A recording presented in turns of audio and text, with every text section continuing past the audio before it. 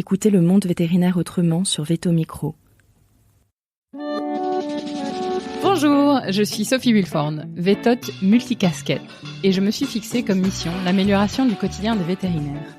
Et moi, je suis Marine Slove, vétérinaire touche-à-tout, journaliste, consultante et cofondatrice de VetoJob. Bienvenue sur le podcast qui rend la parole aux vétérinaires. Grâce à ce média, nous pouvons enfin livrer notre regard sur la profession. Un regard qui nous est propre, même s'il diffère parfois de la version idéalisée bien ancrée dans l'imaginaire collectif. Vous entendrez ici des consoeurs et confrères, praticiens ou non, se confier sur une tranche de leur existence et interroger leur quotidien de vétérinaire. Nous avons voulu ici nous raconter tels que nous sommes, parler de notre rapport au métier bien sûr, mais aussi et avant tout de notre rapport à la vie. Ici, pas de tabou, pas de langue de bois et surtout pas de culpabilité.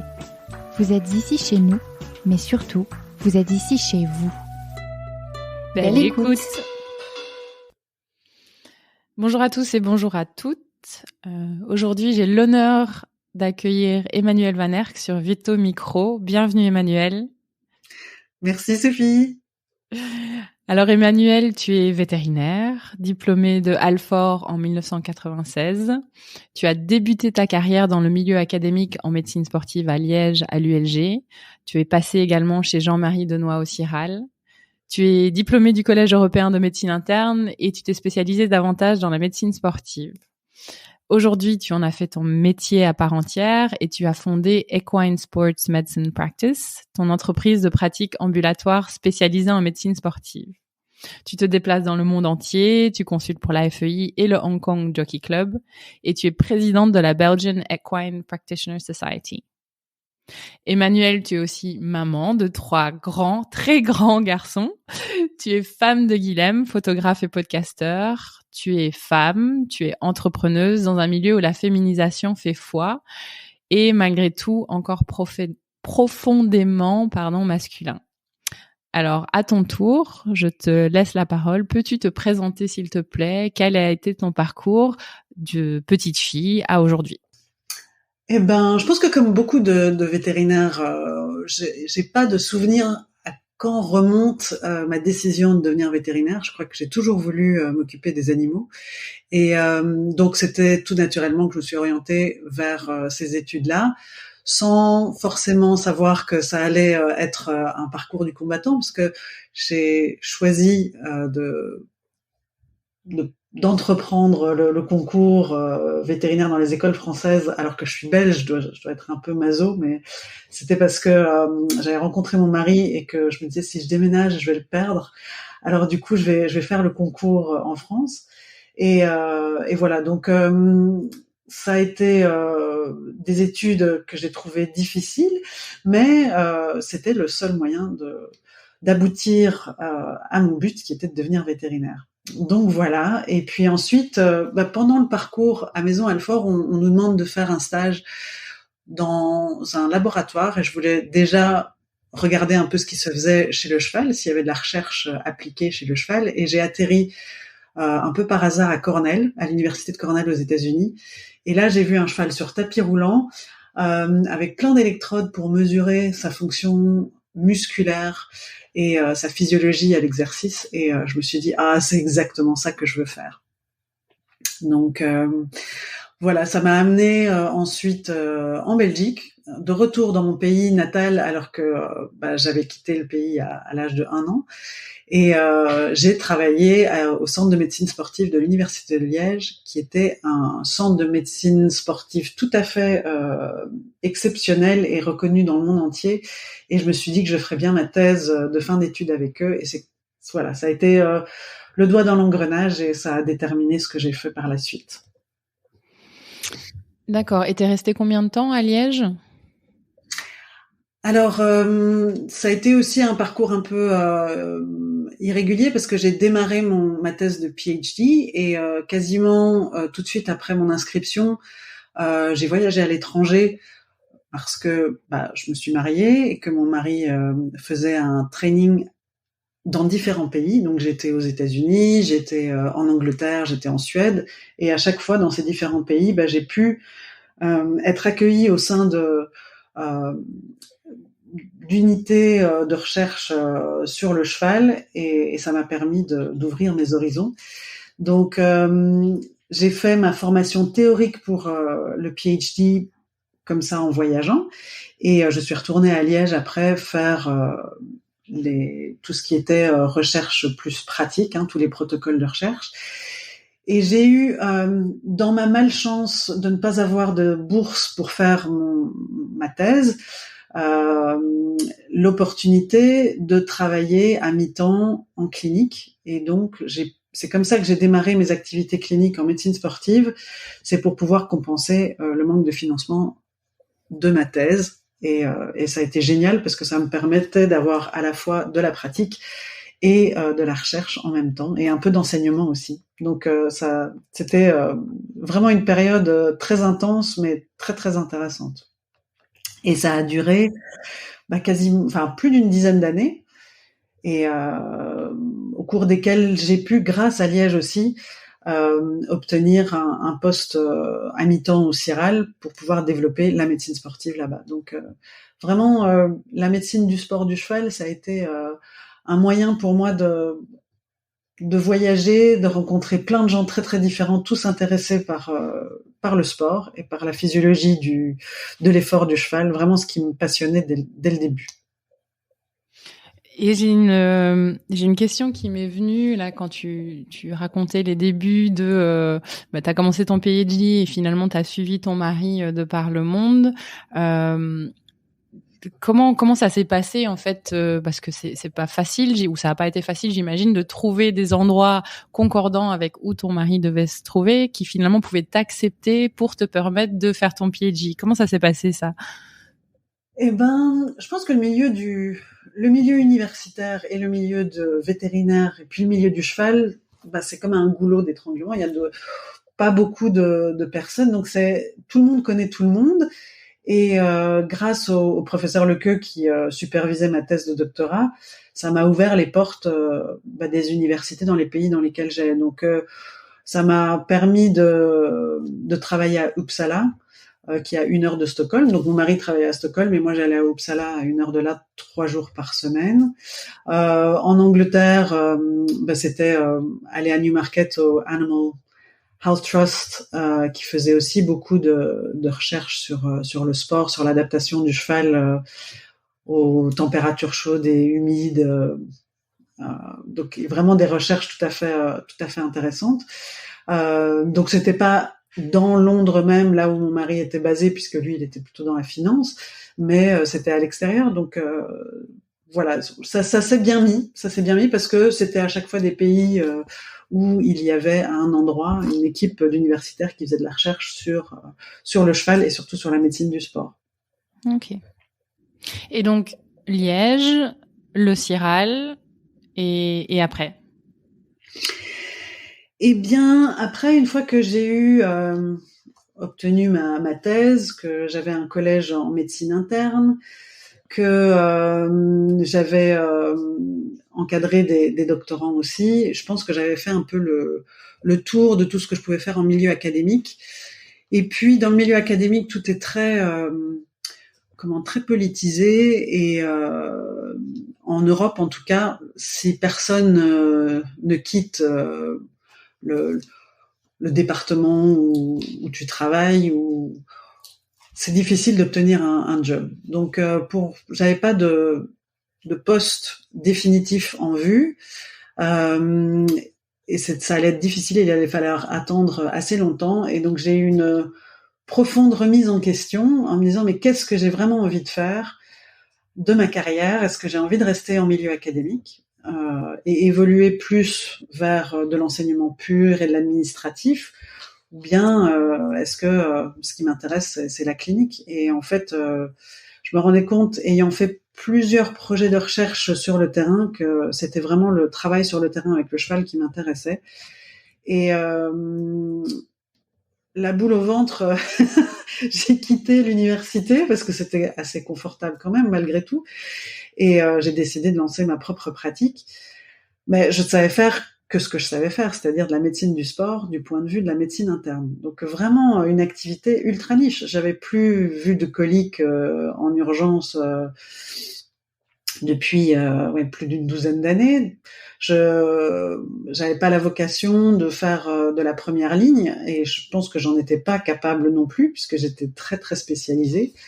Et donc j'ai décidé de lancer cette pratique Equine Sports Medicine Practice, qui était un défi en tant que tel, puisque personne n'avait jamais fait ça de la manière dont j'allais le faire. Et c'est grâce au réseau de vétérinaires que j'avais ils m'ont confié 2-3 missions ou 2-3 cas, et puis de fil en aiguille ça s'est développé.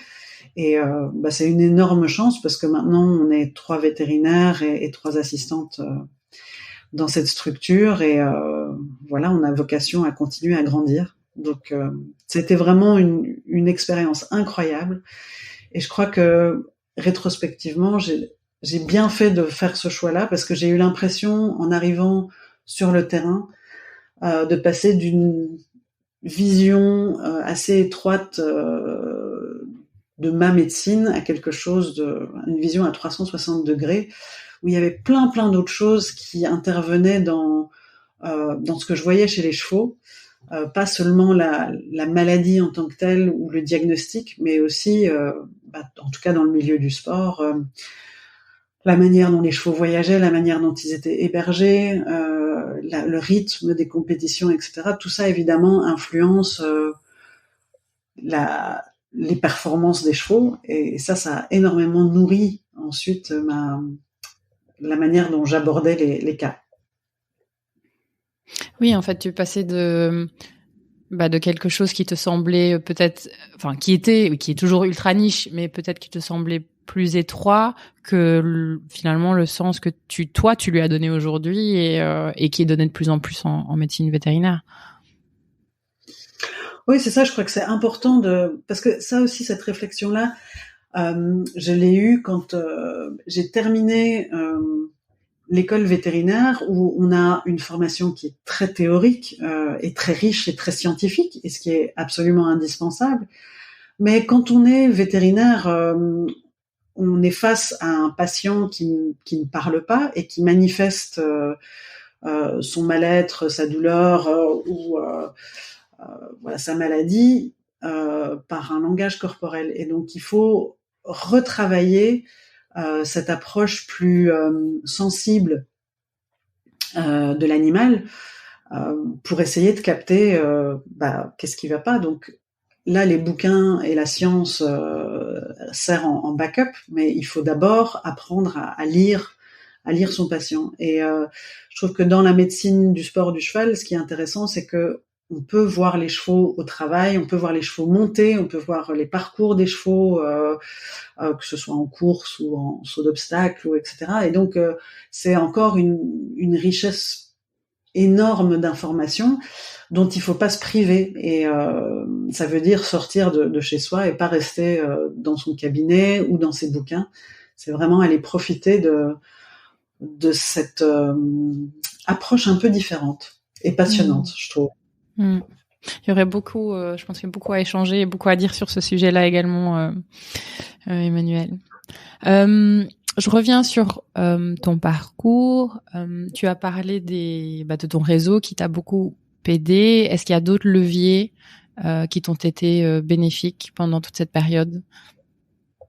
Alors oui, et je veux dire, paradoxalement, le fait d'être une femme dans un milieu très masculin m'a mis des freins plutôt, c'est-à-dire que je faisais des stages dans des cliniques vétérinaires équines qui appartenaient à des hommes, qui étaient cadenassés par des hommes aussi. Je me suis entendu dire que jamais on engagerait une jeune femme comme moi parce que je manquais de crédibilité, ne serait-ce que physiquement, parce que j'avais l'air jeune, parce que j'étais en couple aussi, et déjà à l'époque, et que j'allais probablement vouloir avoir des enfants. Lors d'une interview, alors que j'avais déjà 2 enfants, on m'a demandé combien je comptais en avoir, parce qu'il fallait que je comprenne que ce serait un frein à mon engagement aussi.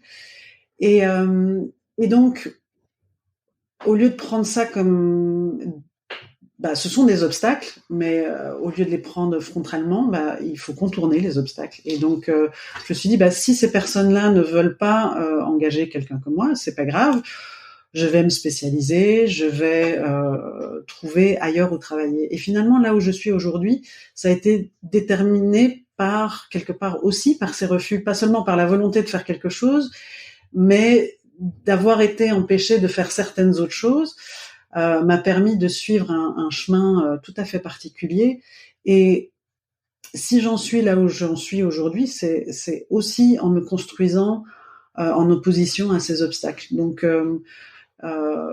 j'ai pas fait de la médecine générale dans une grande clinique équine parce que j'ai eu ces freins-là. Et donc, ça m'a permis de faire une spécialisation dans pour la médecine sportive qui est ma passion. Donc je me suis spécialisée grâce entre guillemets à ça. Et puis après j'ai quitté le milieu universitaire parce que justement on me demandait combien d'enfants j'allais avoir et que ça allait être un frein. Je me suis dit OK, c'est pas grave, alors je m'en vais et je vais faire autre chose. Et je crois que à aucun moment j'ai perdu l'objectif que je m'étais fixé, c'est-à-dire faire de la médecine équine et de la médecine du sport. C'est vraiment ça que j'ai envie de faire et j'ai envie de travailler avec des chevaux qui évoluent à haut niveau parce que c'est ça qui m'intéresse, c'est l'athlète équin en tant que tel. Et voilà, ça, je me suis construite aussi grâce à ces choses. Alors du coup, ça a été indirectement un levier et je crois aussi que avoir l'absence de plan B, en me disant mon plan A, c'est de faire ça. Et quelle que soit la manière dont j'y arrive, j'ai envie d'y arriver. Et à un moment donné, je crois que c'est ça qu'il faut se dire. Il faut se dire, s'il y a d'autres personnes qui y sont arrivées, pourquoi pas moi? Je me suis dit ça aussi en passant le concours des écoles vétérinaires. Tu sais, je suis sûre que tu as dû vivre ça aussi à certains moments. Tu passes un examen et puis l'examinateur te regarde en disant mais en fait qu'est-ce que vous faites là, vous êtes nul, vous êtes pas assez bon, vous êtes pas compétent, etc. Et tu te dis finalement eux peut-être qu'ils croient ça, moi je vais continuer à travailler pour obtenir ce que j'ai envie d'obtenir et voilà, on finit par y arriver aussi et je suis très contente et là on travaille dans une équipe où on est que des filles, mais on pourrait très bien avoir des garçons dans l'équipe. C'est pas une volonté de travailler rien qu'avec des femmes, mais je crois que on a ce point commun que on est obligé de faire avec certaines choses et que ça nous forge un caractère aussi et que voilà, ça donne une force de caractère quelque part. D'avoir fait face à ces difficultés, tu veux dire ? C'est ça, d'avoir fait face à ces difficultés. Et puis aussi, je pense que quand on est dans un milieu très masculin et qu'on est une jeune femme, forcément, il y a aussi parfois des situations qui se veulent ambiguës avec voilà des hommes qui font des remarques sur ton physique ou bien sur ce qu'il faut faire pour y arriver, etc. Et je crois que rester ultra professionnel et ne laisser aucune ouverture possible à quoi que ce soit comme ambiguïté, ça te permet de continuer à avancer en étant à l'aise avec toi-même et en te disant moi je me prête pas à ce genre de jeu parce que c'est pas le terrain sur lequel j'ai envie de jouer. Moi, j'ai envie de me développer professionnellement et d'avoir une crédibilité professionnelle et une compétence. Et ça, il faut pas que ça passe par ce genre de choses et de compromission. Donc voilà. Tu crois que alors ces difficultés que tu as rencontrées, la première chose, c'est est-ce que tu en rencontres encore aujourd'hui des difficultés par rapport à ton statut de femme et ou est-ce que c'est des choses dont tu as écho auprès de tes pairs, par exemple ? En fait, c'est marrant parce que j'ai lu récemment un bouquin sur une femme qui est une figure féministe très très forte. Je me considère pas nécessairement comme féministe, mais je crois que dans mon parcours, je viens d'une famille très patriarcale où déjà c'était compliqué en naissant d'être une fille. T'avais déjà un handicap particulier, et donc ce sont les petites remarques qui sont parfois un peu blessantes, comme ouais, on t'engage, t'es une femme, hein, mais bon, c'est pas pour ça que t'es pas compétente. Toutes des choses comme ça. Si je devais dire ça à mes fils, par exemple, je trouverais ça odieux. Et je crois que c'est des choses qu'on entend encore de temps en temps. Mais je crois que maintenant, et c'est peut-être aussi le fait d'arriver à un âge plus mûr, je vais fêter mes 50 ans cette année. Et ben, je suis arrivée à un stade de ma vie où je crois que les gens peuvent dire ce qu'ils veulent. C'est pas grave. Moi, je suis arrivée là où je voulais y arriver, et juste par la sueur de mon front et la bienveillance de certaines personnes qui ont bien voulu aussi m'aider, me soutenir ou faire du mentoring. Ça, c'est super important aussi, et pas nécessairement que des femmes. Et donc, au stade où j'en suis, je crois que plus rien ne m'atteint parce que je suis passée au-delà. C'est-à-dire que avant, je crois que quand on est plus jeune, on est très attentif à ce que les gens pensent de nous, et on cherche à avoir la validation de personnes qui sont plus compétentes ou plus avancées ou qui ont plus d'expérience. Et maintenant, moi, je suis dans la position où voilà, j'ai l'expérience que j'ai. Je sais pas tout, évidemment, mais je crois que je suis assez confortable avec là où j'en suis pour pouvoir m'affranchir du regard ou des commentaires de certaines personnes. Donc ça fait du bien. On a finalement vieillir, ça a du bien, ça a du bon. Ah, je te rejoins là-dessus. C'est clair. Une sérénité, une prise de recul qui, ça permet de souffler. Hein. C'est ça, exactement. Et je crois que je me souviens, on avait échangé une fois à ce sujet-là, et tu m'avais demandé qu'est-ce que tu voudrais dire à la personne que tu étais plus jeune. Donc, si je devais dire quelque chose à moi-même quand j'avais 20 ans, ce serait t'inquiète pas, ça va aller, tu vas t'en sortir, fais-toi confiance, et voilà. Et je reviens sur ce côté femme. Alors aujourd'hui, la profession se féminise de plus en plus. On est à 75%, je pense, d'étudiants, de vétérinaires sortants. Comment tu l'aperçois, toi, cette féminisation de la profession? Parce qu'elle est encore, j'entends aussi aujourd'hui encore des hommes qui la stigmatisent. Voilà, qu'est-ce que tu en penses de tout ça? Moi, je pense que c'est une très bonne chose. Je pense que c'est important que on puisse exercer le métier qu'on a envie de faire, et il s'avère que le métier de vétérinaire attire beaucoup de femmes. Alors on peut essayer d'analyser pourquoi.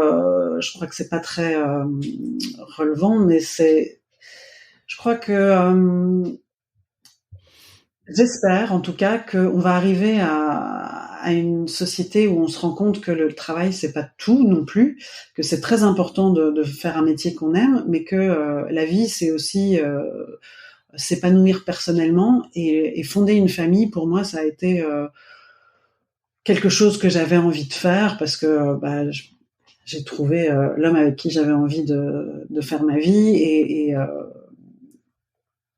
et du coup, on voulait fonder une famille, et pour moi, ça devait aussi faire partie de mon schéma de vie ou de ma carrière. Et je crois que ayant travaillé et travaillant avec des femmes qui ont fait le choix d'avoir des enfants, je crois, en tout cas en tant que boss, d'avoir été ouverte à ce que les femmes qui travaillaient pour moi puissent envisager d'avoir des enfants, parce que je crois que ça fait partie aussi de la vie et de la société. On doit pouvoir faire les choix qu'on a envie de faire, mais que ce soit la famille ou que ce soit, tu vois, autre chose. avoir, je sais pas moi, une activité artistique en parallèle avec sa profession, c'est aussi quelque chose qui, voilà, qu'on peut envisager. Donc après, quand on a des contingences biologiques, on porte un enfant pendant 9 mois. On peut avoir des moments où on se sent pas bien, on se sent lourde et où il faut faire attention à soi.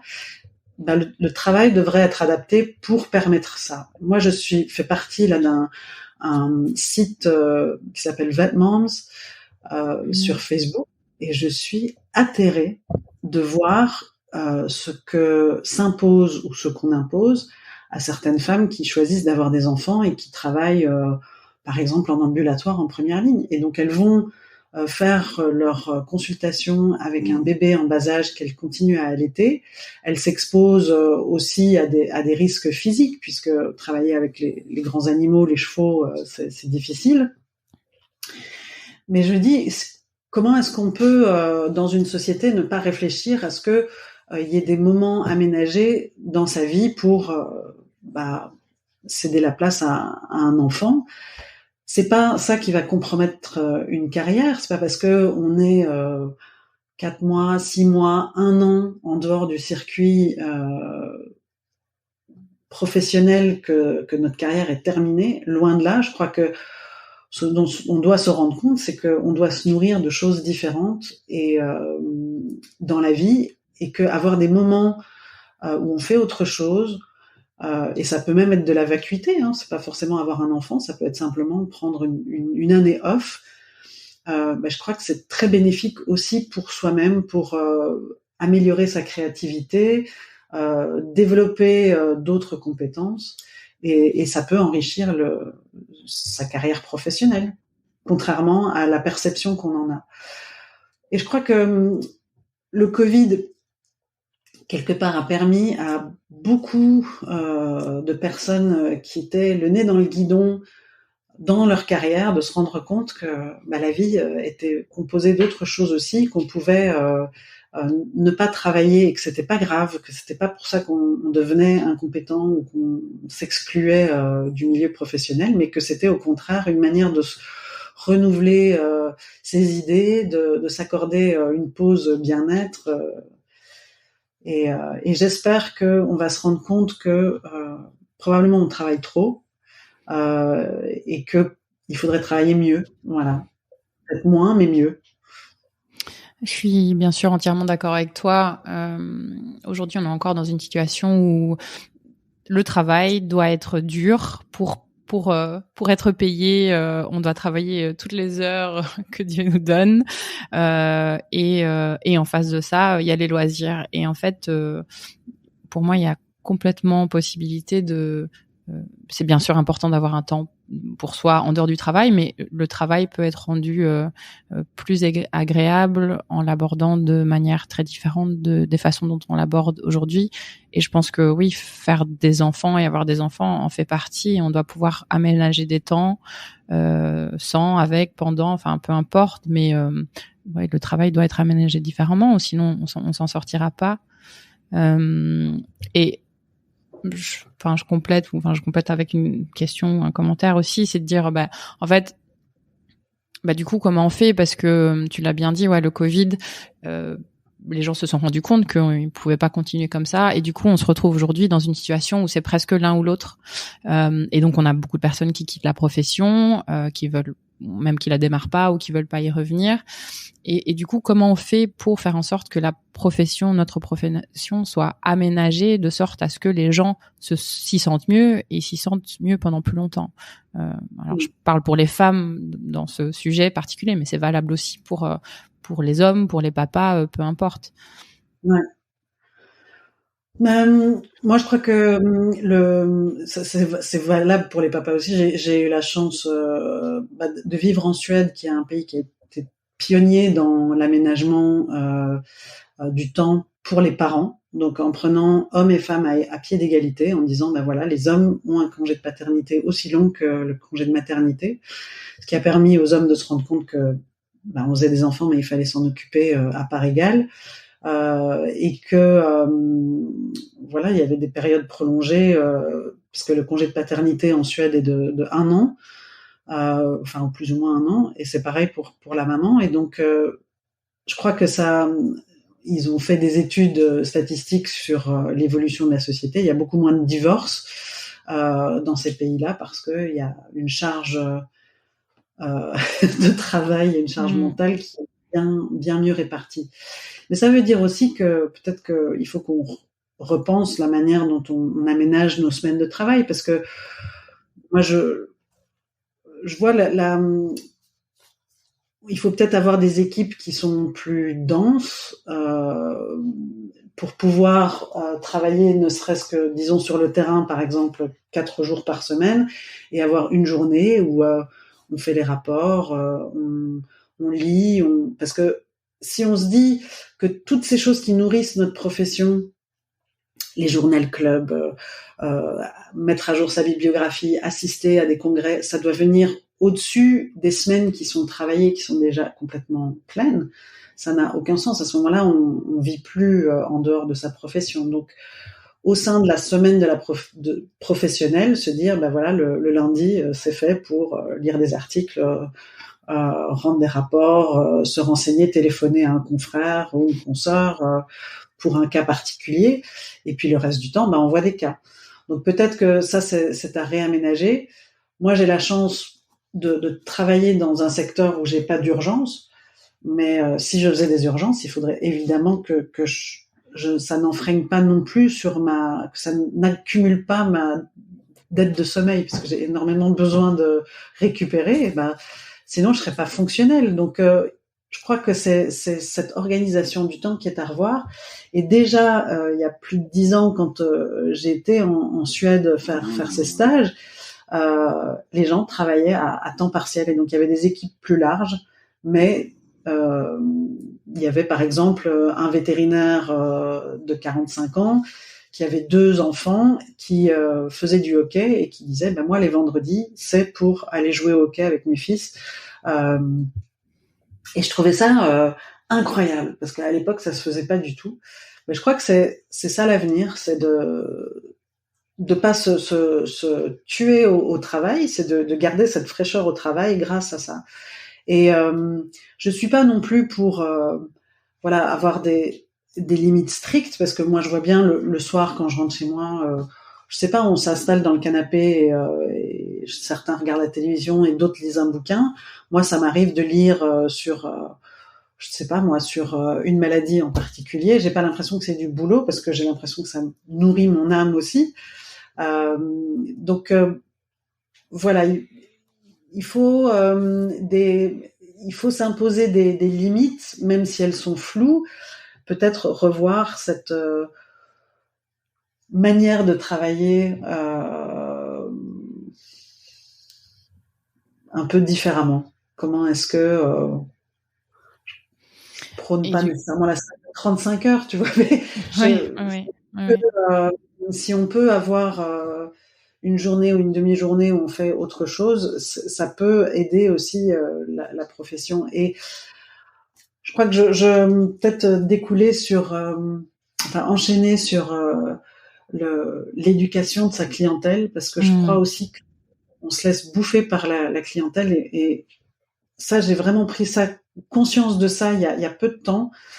Des propriétaires qui t'appellent n'importe quelle heure du jour ou de la nuit, ou qui t'envoient des messages en soirée ou sur le week-end, et ça, pour moi, puisque je te dis je fais pas d'urgence, c'est quelque part un manque d'éducation et un manque de respect de qui on est et du travail qu'on fournit, parce que tout le monde a besoin de moments de décrochage, et quand on vient empiéter sur ta vie, le temps que tu consacres à ta vie personnelle ou à ta vie familiale, eh bien c'est quelque part ne pas considérer que tu as le droit d'avoir ces moments-là.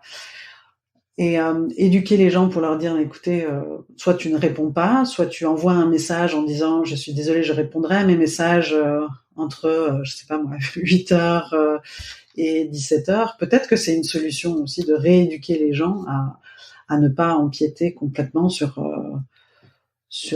la vie. Alors en médecine sportive du cheval, les chevaux sont en concours le week-end, donc moi ça me dérange pas d'avoir des nouvelles des chevaux que je suis, ou s'il y a un problème au concours de répondre au téléphone, mais j'ai la chance de pouvoir travailler avec des professionnels qui savent ce que c'est une urgence pour un cheval et savent ce qui peut attendre, et qui vont pas venir te déranger à tout bout de champ.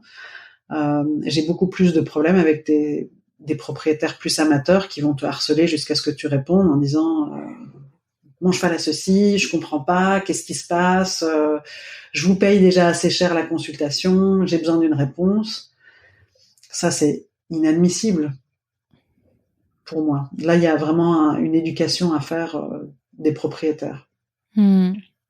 Est-ce qu'il y a parce que tu parles de rééducation, est-ce qu'il y a peut-être une notion de sensibilisation aussi du grand public qui passerait finalement par une mobilisation plus large des vétérinaires qui aujourd'hui, clairement on le sait, on n'est pas assez, que ce soit je pense en clinique généraliste ou spécialisée, on a tendance à du coup essayer de voir plus de gens, raccourcir son temps de consultation et finalement quelque part dévaloriser le métier de plus en plus de cette manière parce qu'on peut pas y consacrer le temps qu'on a besoin pour faire du bon boulot et qu'à un moment donné que les institutions nous appuient ou que nous on prenne à charge de dire ok stop, on ne peut plus voir de clients parce qu'on n'a plus assez de temps, on doit prendre 15 minutes, une demi-heure par consultation, peu importe, et à partir de ce moment-là, se retrouver dans une situation où finalement, malgré la croissance du marché, avec de plus en plus d'animaux, en fait, que aujourd'hui, on n'est pas capable de subvenir à ça. Et je pense qu'il y a potentiellement les propriétaires, bien sûr, il y en a plein qui sont aussi mal éduqués, mais il y en a plein en plus qui ne savent pas, qui n'ont aucune idée de cette situation. C'est ça. Je crois que déjà quand on a un animal, c'est sûr qu'on peut pas lui poser la question de comment tu te sens, qu'est-ce qui ne va pas, etc. Et donc les gens paniquent en se disant que ils ont l'impression qu'il y a quelque chose qui ne va pas, mais ils savent pas le traduire. Et peut-être que là il y aurait les métiers d'ASV d'infirmiers ou infirmières pour les animaux seraient à développer parce que c'est ce qui se fait aussi en médecine humaine. Quand tu vas aux urgences parce que tu n'arrives pas à avoir de rendez-vous chez ton généraliste avant 1 ou 2 mois, c'est un infirmier qui te prend en charge, évidemment, sauf si t'es dans un état grave, mais en général, c'est pas le cas. Donc, je pense qu'il y a peut-être un métier tampon à inventer, avec des personnes qui seraient habilitées à donner des conseils en nutrition, à réaliser des prises de sang, à éduquer les propriétaires sur comment prendre soin de leurs animaux, un peu comme, je sais pas moi, les assistantes maternelles avec les enfants. Ça permettrait de soulager les vétérinaires. Ça nécessite d'avoir peut-être moins d'années de formation et puis de mieux référer après au vétérinaire qui est vraiment le spécialiste qui doit intervenir quand il y a un vrai problème. Mais quand c'est juste du conseil en nutrition, peut-être des vaccins ou des soins de base aux animaux, il y a peut-être des choses là qui peuvent être faites. Alors évidemment sous la supervision d'un vétérinaire si c'est nécessaire. Je pense par exemple au vaccin, il faut qu'il y ait un examen clinique de fait. Mais peut-être transférer un certain nombre de compétences plus intermédiaires à une autre profession. Peut-être que ça c'est une solution, je sais pas du tout. Mais en tout cas, je vois que moi, en tout cas dans la construction de ma pratique, le fait d'avoir engagé des assistantes qui gèrent tout le côté matériel, commande de stock, etc., ça m'a soulagée d'une grosse part de travail et ça a dégagé du temps pour faire mon métier et puis pour faire éventuellement d'autres choses. Donc peut-être déléguer plus. Ouais, je te rejoins. Ça demande encore une fois, ça demande aux institutions de nous soutenir là-dessus avec de la délégation possible d'actes. Je sais qu'il y a quand même nettes différences aussi par pays. Et je rebondis ce que tu dis d'ailleurs sur la médecine humaine. En Angleterre, par exemple, je sais qu'en milieu hospitalier, maintenant, il y a un statut où les infirmières, donc nurses, peuvent passer des examens pour être au même statut, un statut équivalent que les junior doctors, donc c'est-à-dire les internes, pour subvenir au fait qu'aujourd'hui il n'y a pas assez d'internes médecins en hôpital. Donc clairement c'est des solutions qui sont validées et qui fonctionnent aujourd'hui. Donc je pense que tu as entièrement la raison là-dessus. Ouais, ce serait intéressant en tout cas d'avoir une réflexion plus de fond, parce que je crois qu'on arrive à un point compliqué là maintenant. Il y a un autre point aussi, c'est tout ce qui est financier. Il y a des gens qui prennent des animaux et qui n'ont pas les moyens d'avoir ces animaux, et donc quelque part ça peut être assimilé à de la maltraitance animale aussi, quand tu décides de prendre la responsabilité d'avoir un animal mais que tu peux pas t'en occuper convenablement. Il faut réfléchir, il faut responsabiliser ces gens-là. Et je sais qu'il était question peut-être d'avoir un permis pour obtenir de détention d'un animal. Peut-être que peut-être pas un permis, mais en tout cas une phase d'éducation à ce que c'est d'avoir un animal domestique.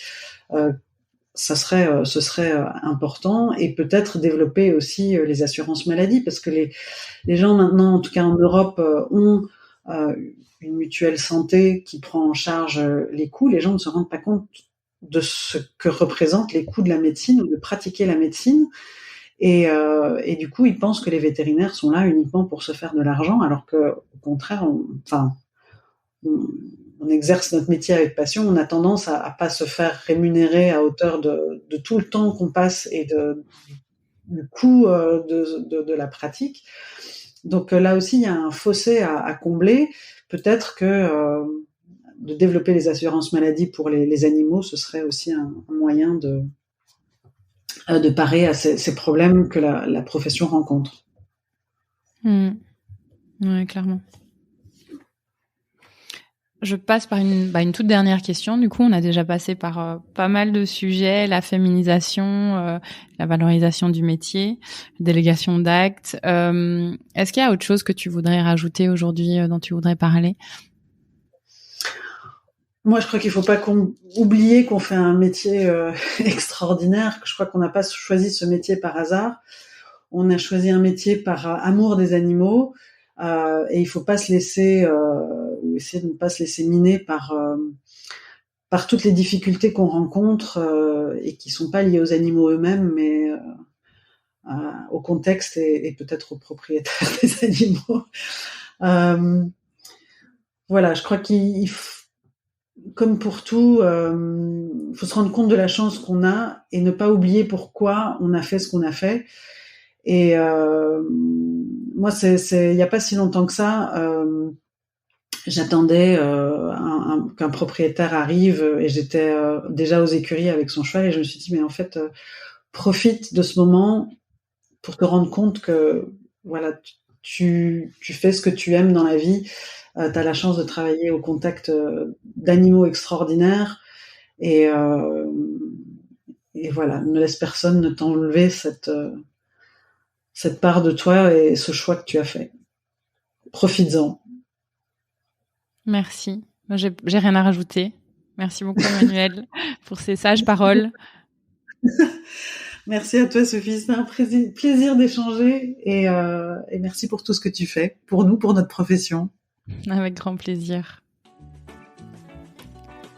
Si vous avez aimé cet épisode, n'hésitez pas à le partager à vos amis, à vos collègues, à tous les vétérinaires que ça peut intéresser, et ou à lui laisser 5 étoiles. Ça aide vraiment ce podcast à se faire connaître et à se développer. Il me reste à vous souhaiter une très belle journée, et surtout prenez soin de vous, de votre famille, de vos collègues et de vos patients.